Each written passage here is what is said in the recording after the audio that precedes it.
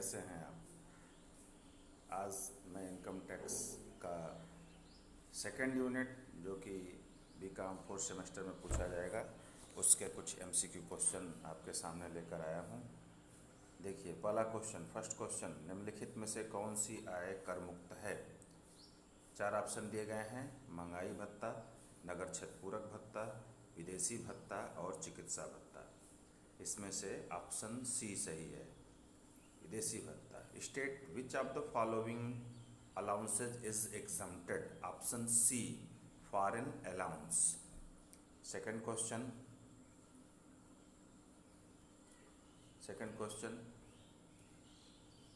शिक्षा भत्ता कर मुक्त है। Education allowance is exempted for. ये एजुकेशन अलाउंस किसके लिए कर मुक्त है? ऑप्शन ए में एक व्यक्ति के लिए, ऑप्शन बी 4 व्यक्तियों के लिए, ऑप्शन सी सही होगा। जो एजुकेशन अलाउंस है वो अधिकतम 2 बच्चों के लिए कर मुक्त होता है, तो ऑप्शन सी सही है। क्वेश्चन नंबर 3, एक सरकारी कर्मचारी को गत वर्ष में 1,20,000 रुपये वेतन, 10,000 रुपये मनोरंजन भत्ता मिला। उसने मनोरंजन भत्ता पर 6,000 रुपये व्यय किए। उसे धारा 16(2) में कटौती मिलेगी। कितनी कटौती मिलेगी? ऑप्शन सी सही है, 5,000 रुपये। अगला क्वेश्चन है, निम्नलिखित में से कौन सा भत्ता आयकर से पूर्णतः कर मुक्त है? विच of the following allowances is totally exempted from the income? इसमें ऑप्शन सी सही है, फॉरेन अलाउंस, विदेशी भत्ता। नेक्स्ट क्वेश्चन है, एक सरकारी कर्मचारी को प्राप्त मनोरंजन भत्ते की कटौती की अधिकतम रकम क्या है? अगर गवर्नमेंट एम्प्लॉई है, the maximum amount of the deduction as entertainment allowance to a government employee is 5,000 rupees. Option A सही है। नेक्स्ट क्वेश्चन है, सकल वेतन में कटौती मिलती है। Reduction allowed from gross salary. Option A सही है, प्रोफेशनल टैक्स की। नेक्स्ट क्वेश्चन है, सैलरी इंक्लूड्स, वेतन में शामिल है। तो वेतन में तो ऑप्शन डी सही होगा, सभी कुछ शामिल है, wages, pension, commission on sale. Next question है, सैलरी इंक्लूड्स नगद प्राप्तियाँ, cash receipt, perquisites, profit in lieu of salary, all of these. तो ऑप्शन डी सही है, सभी।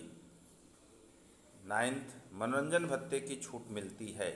Reduction for entertainment allowance is availed by.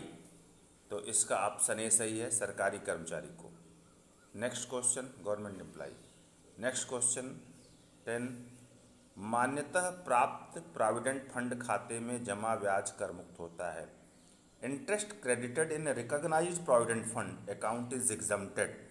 इसका ऑप्शन सही होगा सी, 9.5% तक इंटरेस्ट जो होता है वो कर मुक्त होता है। नेक्स्ट क्वेश्चन 11, कर्मचारी को 12 लाख जनसंख्या वाले शहर में नियोक्ता का मकान रहने को दिया है। मकान की सुविधा का मूल्य क्या होगा? Value of facilities of house owned by the employer provided to an employee in the city where the population is 12 lakh shall B.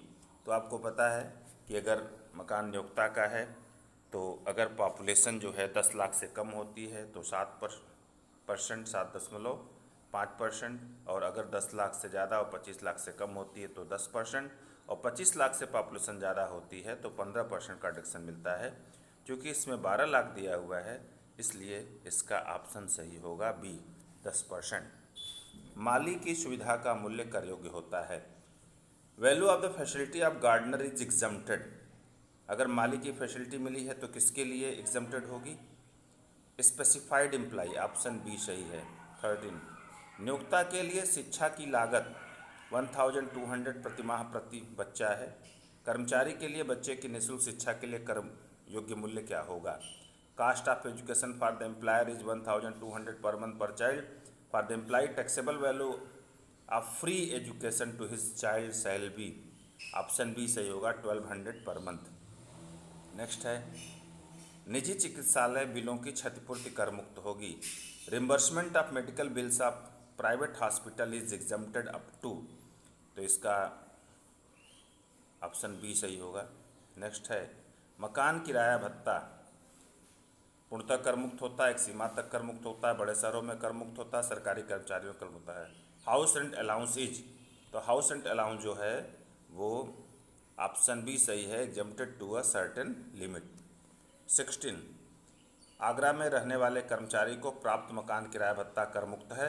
वास्तविक मकान किराया भत्ता 10% वेतन से अधिक दिया गया किराया था जो भी कम हो, इसका ऑप्शन ए सही है, 40% ऑफ सैलरी।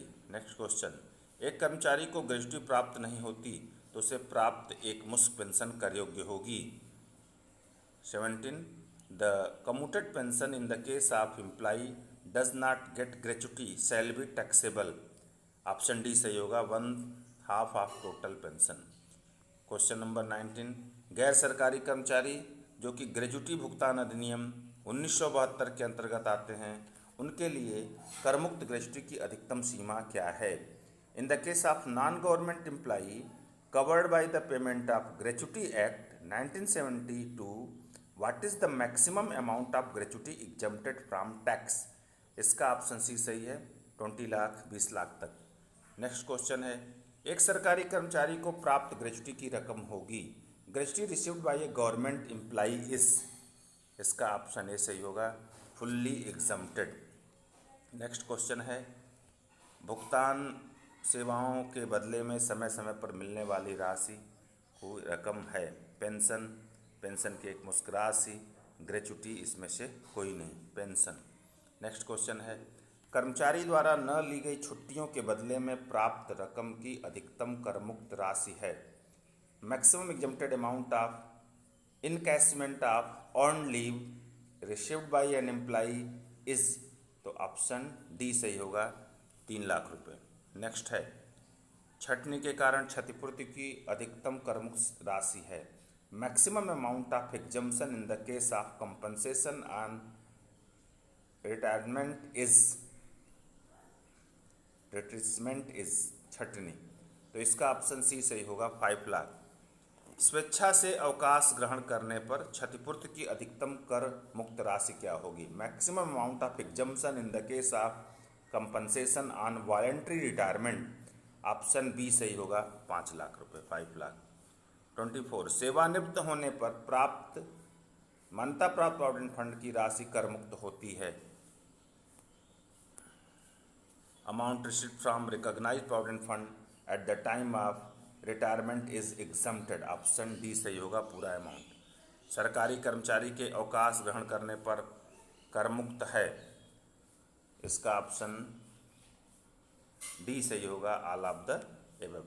दोस्तों, ये सेकंड यूनिट कंप्लीट हो गया, और अगर आपको ये मेरा वीडियो और मेरी ये इन्फॉर्मेशन अच्छी लगे तो प्लीज़ ज़रूर लाइक करिए, शेयर करिए और कमेंट करना ना भूलिए। ये अगर आप क्वेश्चन तैयार करते हैं तो आपके जो MGKVP और अदर यूनिवर्सिटी में एग्ज़ाम होने वाले हैं उसमें आपको काफ़ी बेनिफिट मिलेगा। Thank you. जल्दी ही मैं तीसरे यूनिट का MCQ आप लोगों के लिए लेकर आऊँगा। तब तक के लिए नमस्कार, गुड बाय।